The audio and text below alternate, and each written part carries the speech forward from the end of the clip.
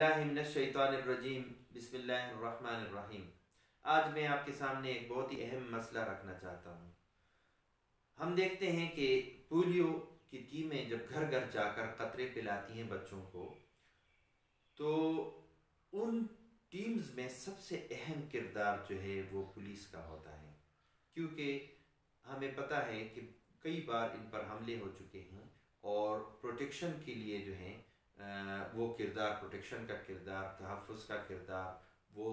Police का होता है और पुलिस वाले सिक्योरिटी फराहम करते हैं और फ्रंट लाइन पर वो होते हैं और सबसे पहला ख़तरा भी उनको होता है। लेकिन हैरत की बात यह है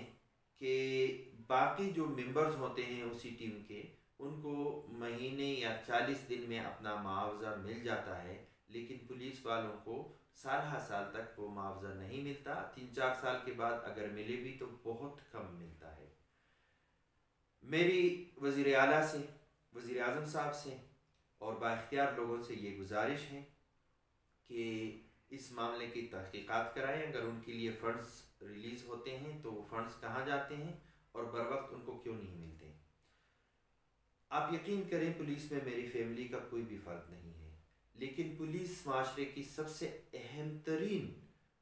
एक किरदार है और अच्छी पुलिसिंग जब होती है तो वो माशरा जराइम से पाक होता है और वो माशरा ठीक होता है।